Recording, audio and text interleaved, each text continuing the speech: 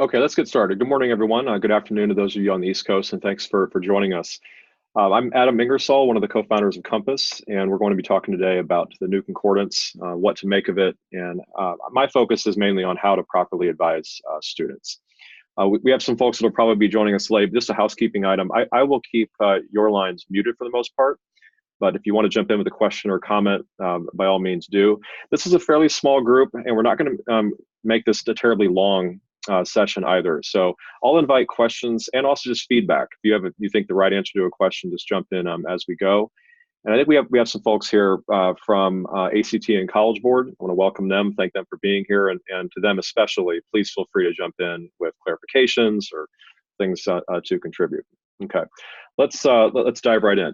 Just a bit of big picture good news. I think this concordance has arrived earlier than expected, and without any major surprises. So part of the reason this session will be fairly brief is I don't think there's actually a lot here that's going to be terribly confusing or cause a lot of trouble. There are some things to understand, and there are some differences, the new concordance compared to the older one.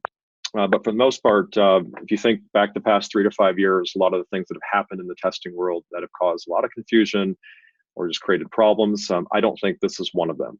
Okay? So there will be some explanations, and especially right now for students who are rising seniors and trying to make decisions on which test to take, whether to retest, and which scores to send. It is, and especially if they are higher scoring students, it's really important to understand what's happening. But I want to just start by commending College Board ACT. I think they really got this one right, and it's really appreciated too that it's on time, before we're too close to the fall application cycle. Okay, let me dive right in here. By the way, I'm happy to share all of the slides that you're going to see. We'll send those out afterwards. Okay. All right. First, just a quick walk down memory lane. I'll be very brief here with some of the basics, and we'll get on to some of the higher level, trickier questions. First, this is a simplified grid that we've been sharing now for several years. I know a lot of you use to sort of simplify this question of which of my scores is better, which test should I take? So if I'm sitting on a PSAT or SAT score and an ACT score, what this does is it takes the complete tables that comprise the concordance and it simplifies it into a quick kind of which test should I take response. And what we try to do, especially with this grid, I think one of the reasons it's worked well for folks is it really emphasizes that a lot of students' scores, when they're comparing them, fall into what we call the judgment call zone, where there's no clear winner. And in fact, that in our experience, we've got a lot of data. That's a slight majority of students, slightly more than 50%, who take both tests. Their scores are roughly equivalent in terms of how colleges will use them. And that's in part why colleges do not favor a particular test themselves. Colleges accept tests equally. But the way we've used this over the years, and again, I'll be brief, I know many of you are familiar, if I have a ACT practice test or real test score of 23 and perhaps a PSAT of 1200, I would see where these intersect on this grid. And in this scenario, and based on the old concordance, I would be a student who would probably want to favor the SAT if all else were equal.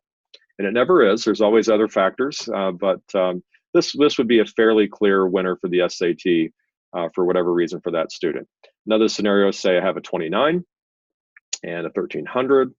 That is squarely in this toss-up zone where it's a tie, essentially. And then there are other factors much more specific to me that I'd want to sift through to figure out if there's a better test for me. This is a simplification, though. And again, I think its usefulness is its simplicity and the fact that it does emphasize that there's a fairly wide band where there's not an obvious choice just based on the scores, and the student needs to dig deeper. Here are the tables, or shrunken version of them, that underlie the grid. And this was the old concordance, which we'll call the derived concordance. But basically, the way students use this, they look at the tables and see if I have 1400 and a 32, then that would be clearly ACT is the score. If I submitted both of these to colleges, ACT would be regarded as the higher score. I would favor the ACT. The really important thing to understand is that in the past 2 years, what's actually been happening is there's been sort of a chain concordance where there were multiple steps, and quite frankly, there were things at each of the steps that were not optimal. So if we break this out a little bit, what has really been happening behind the scenes the last 2 years is there's a two-step concordance.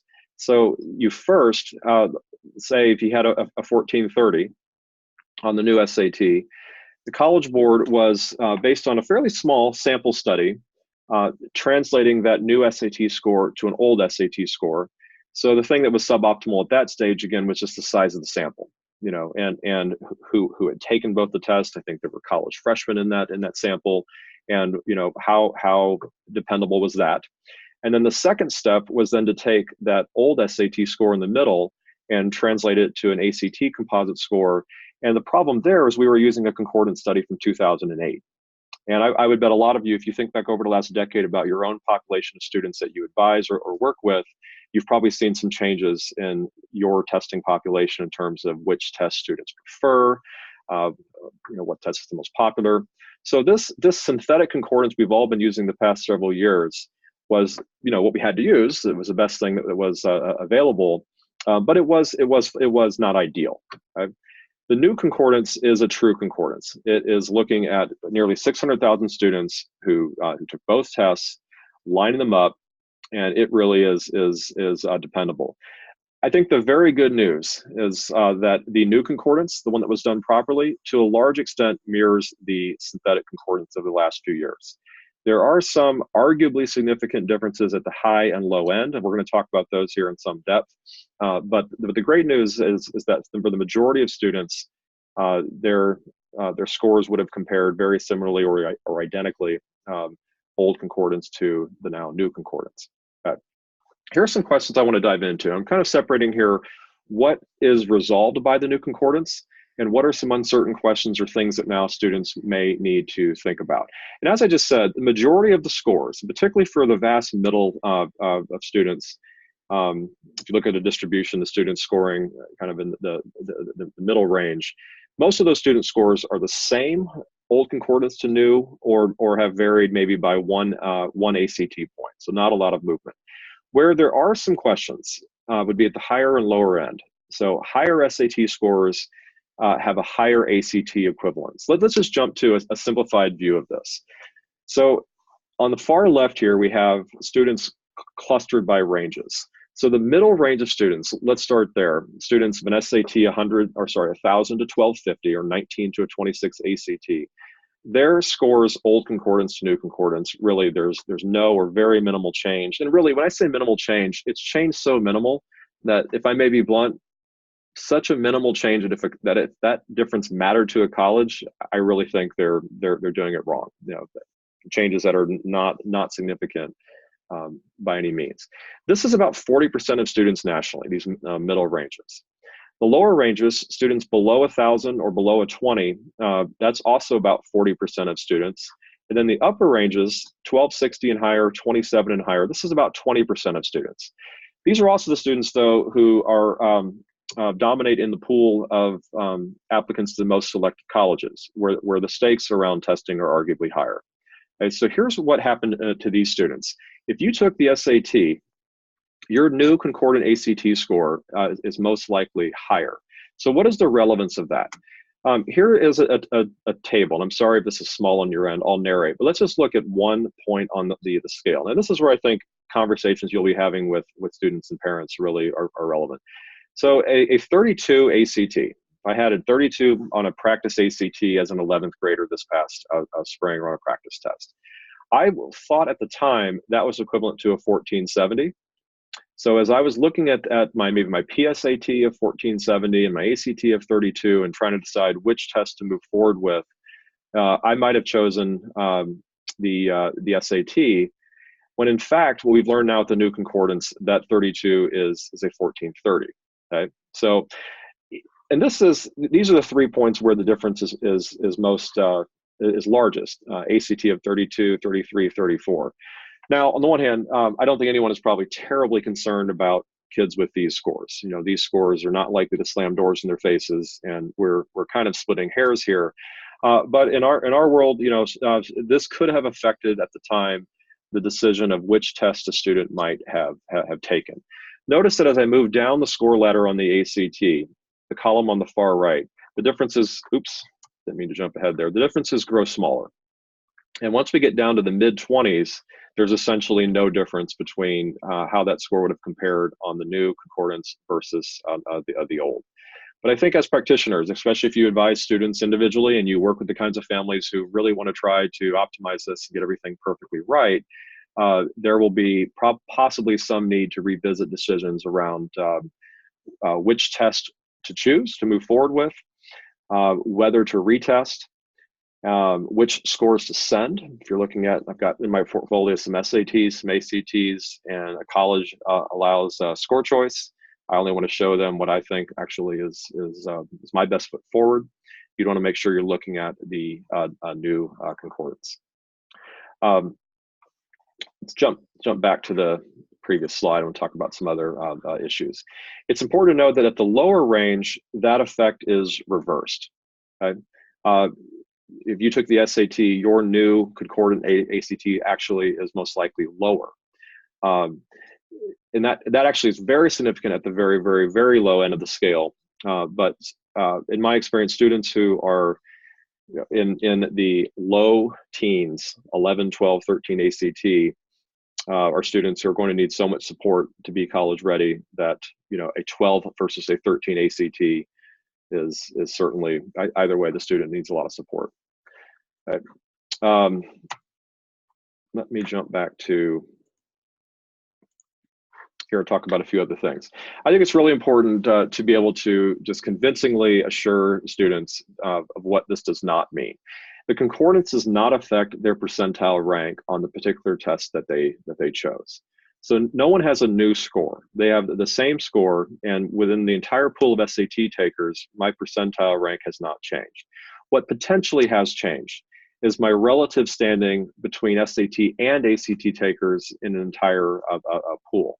Even that, though, the relative standing has only changed, again, at the high and the low end. And again, I think it's arguable whether that would be significant. Let me talk about some of the open questions. And if there are college folks on the line who want to jump in here, or if folks from ACT and College Board have answered these questions, by all means, you can unmute and jump in. Biggest question for me is just, are colleges going to adopt this new concordance immediately? I believe they should. It's definitely a more robust, kind of reliable instrument that's now available. But if they're delaying it, we need to know that. And I would hope that we can avoid a situation where, as students and counselors are trying to think through these nitty-gritty questions, hopefully they won't have to try to figure out, well, is this college still using the old or are they using the new? Hopefully all colleges will use the new right away. And I'm hoping some sort of public statement will come forward about that soon. Assuming that they do, and I think that's a fairly safe assumption, here's an immediate practical question. Will scholarship minimums be adjusted? There are colleges that will have to decide, for example, does my scholarship cutoff go down for SAT scores? Or do I need to raise it a bit with ACT scores? Or do I keep it the same? And what does that mean? So these are questions that I would imagine colleges are investigating, will be reporting out on. But colleges that have a flat minimum cutoff for a scholarship, this is a relevant question. I'm hoping also that bigger picture, that this new concordance and discussion around it helps to shed some light on how that practice of using score minimums is actually really problematic, and I think it's not recommended. College Board and ACT are both very clear in the information that they've put out about the new concordance. It's really good, and everyone should read it. That there is standard error attached to these exams, and they are not as precise as they are sometimes thought of to be by students and parents. I'm sure all of us could think of colleges where it feels like very small differences between scores seem to make a difference in decisions or in merit aid. And if you read the College Board and ACT's documentation, they're very, very clear that each of their tests independently, there's a statistical term called a standard difference, which basically means that when you look at two students and scores that have slight differences, you're not supposed to statistically conclude those students have differing levels of ability until the difference in their scores start to widen. And then when you take two independent tests, the SAT and ACT, and then combine them through a concordance, which itself has its own variability introduced in the statistical process, then you have even wider differences. So again, scores individually are a little bit fuzzy. Scores that are combined and compared via a concordance are even fuzzier, but this doesn't seem to always be reflected in some specific college policies. So that's a question. NCAA qualifying score. To be fully qualified with a 2.5 GPA by the new concordance, I now need a 920, not a 900. Is that going to be put into effect immediately? Would some athletes have to then retest who thought they were done? These are questions that are open. And then finally, again, that I think the most practical questions that are coming along right now for your students: which test to take? Should I switch test? Which scores should I send? It's good to know that this is really going to only apply for a short period of time and only with your rising seniors. Rising juniors may already have some practice tests, but probably have not already kind of gotten into official testing and test prep, so there's high stakes attached. So for rising juniors, should be plenty of time to look at the new concordance and steer them accordingly. Rising seniors already made decisions, already took tests, maybe thought they were done, maybe deciding what now to retest, especially at the higher end of the scale. We need to be advising them using the new concordance. Okay. I'm going to talk just a little bit about some of the things. I think it's really important, again, to keep in mind that for most students, their test scores, if they took a practice test for both, they are going to find that the scores are very close, so close that the scores themselves are not conclusive. That's the case for about 2/3 of students, I believe, who go through the exercise of trying both exams. So for them, it's a toss-up. Only about 1/3 of the time is there such a clear winner that the student has an easy decision to make. So I just want to emphasize that for most students, then what still should happen would be then a careful run through of questions like these that are actually probably more relevant on an individual basis as far as which test to take. So the first one here, practice test scores alone typically only make the decision about 1/3 of the time. Big question that we investigate with students, it really matters, and this is where I think the two tests are probably still most dissimilar, would be their pacing, their structure, their timing. The big generalization we hear is that the ACT is more speeded and fast-paced, and that's bad for a lot of students and so on. And that really is not a very sophisticated take. Yes, the ACT, in a very simple glimpse, has less time per question if you do just the most basic calculation. Doesn't mean that the ACT doesn't feel as, or the structure and pace of it is, feels tougher for every student. An example, SAT reading kicks off the test and it's more than an hour long. So oftentimes students who work slowly are also students who are easily fatigued by a very long section. ACT reading comes up a couple hours into the test after a break, and it is slightly more fast-paced, seconds per question, but also doesn't last as long. Right? So at Compass, we're sort of Switzerland on SAT versus ACT, and what we want students to do is take practice tests, really then tear down what happened, look at their experience, and see if one of them suits them better. Now, another difference, ACT math, technically it's faster paced, 60 questions, 60 minutes, it moves quickly, but there's also less of it, and it comes up in the first half of the test. Students who struggle with math in a variety of ways will find on the SAT the math is half the test, and it's the back half of the test when they're perhaps more fatigued, and there's a section that doesn't allow a calculator, which slows a lot of students down. So again, mixed bag should be the takeaway. And I really would like to see all the stereotypes, generalizations about which test is better for a certain type of student or type of learner. None of those really hold enough water to me to be useful. Take practice tests, see if the new concordance shows a clear winner. If not, dig into all of these other factors, and then go from there. Some tools that I want to make sure everyone is aware of. On the left here would be this grid that you're probably familiar with. This is updated and it's available online as a PDF download or on our Concordance kind of main page. And we've also got a very detailed FAQ. And I'm going to finish the session today by jumping to that FAQ and going through it. And I would invite everyone to unmute their line, jump in with questions and comments as we go. I'll tell you, as a counselor, I really believe that if you have gone through our FAQ, our second post about 20 detailed questions. If you've gone through that and you understand even most of it, you're I think ahead of the curve and really well equipped to guide students successfully. And we'll go to that in just a second. Some other resources I want to make sure folks are aware of. We just released a new app that is now free and open. And one of its features is this on the left, this tool that takes the concordance and visualizes it. So it lets you drag a slider to set your SAT score or ACT score. And then the meter below shows you, do you have a clear winner, or are you in this judgment call zone? So that's useful to have. That is available in the app, also on our website. And then the app also has an interactive calendar. So you answer a few questions about yourself and sort of what class you're in. And then a calendar shows you what you might want to be thinking of at that moment in time. And you can check those things off if you've completed them or don't need to worry about them. And then there will be right there also a link to more information about that particular topic. And finally in the app also, all of the best, most popular topics within our guide to testing and on our blog are in the app as well, easily available to students. So feel free to check that out. And then for counselors at schools, something we did a year ago that seemed helpful to a lot of folks, we put it in our what we call our counselor toolkit, was a template that would let you take your entire class.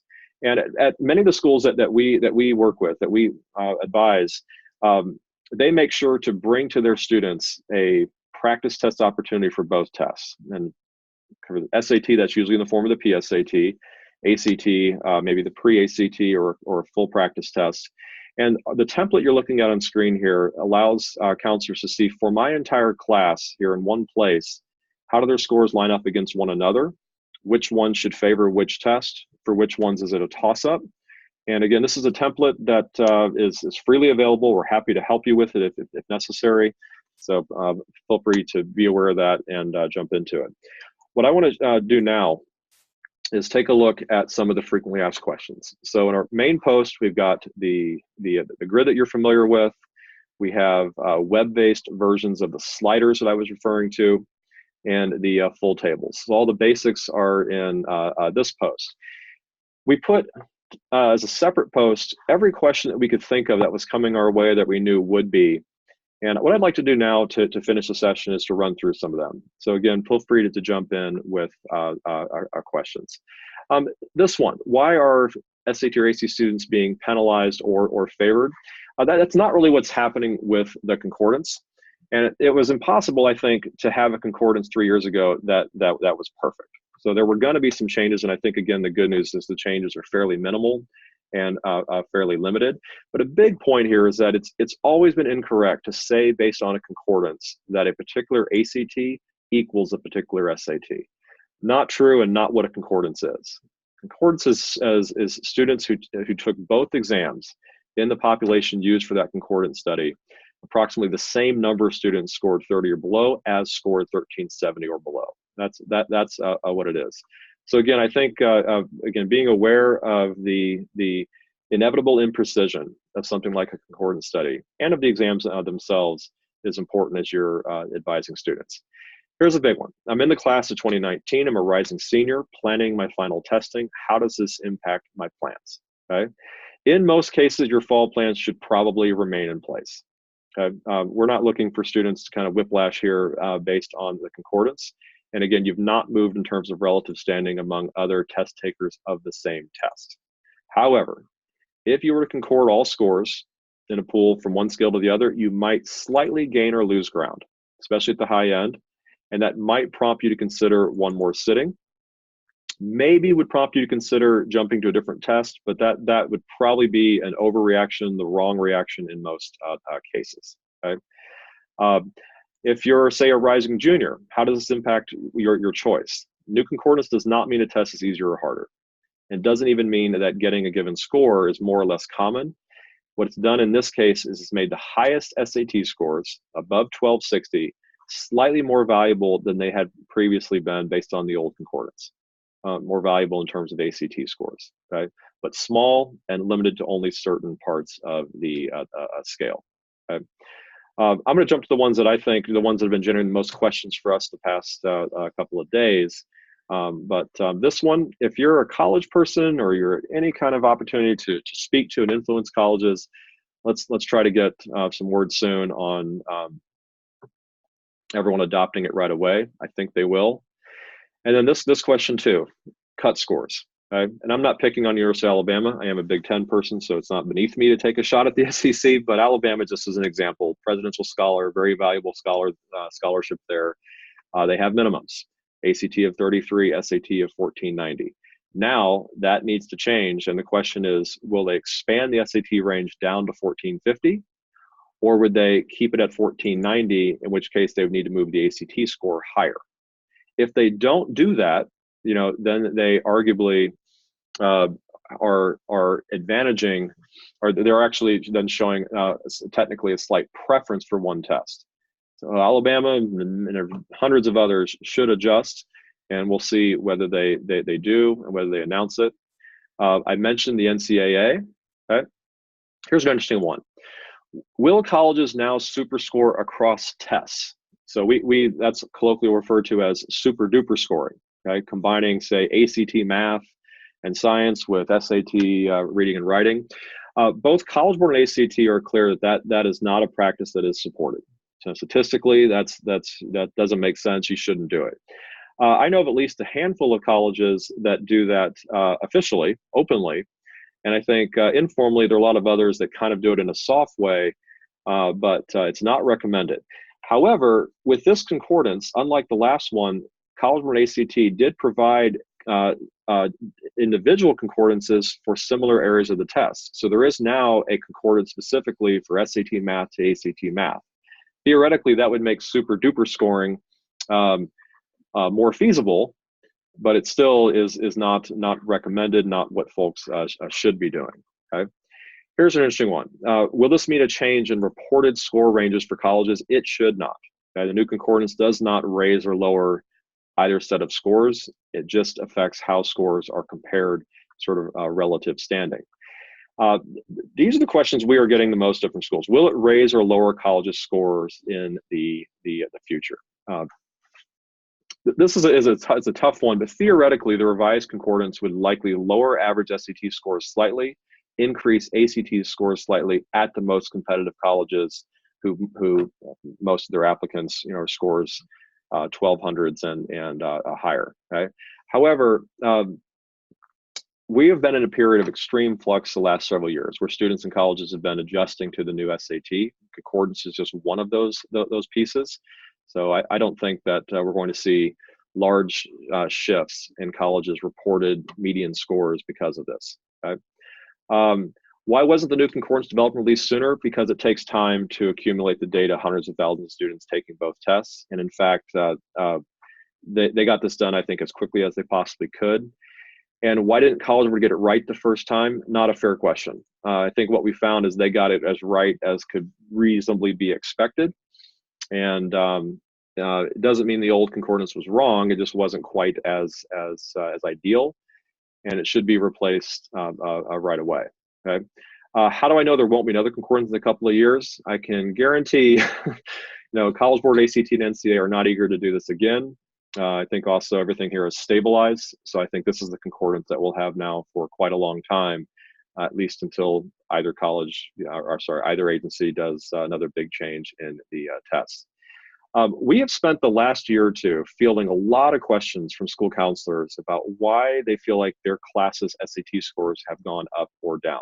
This is a very complicated question. I would encourage everyone to read through this information. But we think the biggest factor has been changes in students' behavior.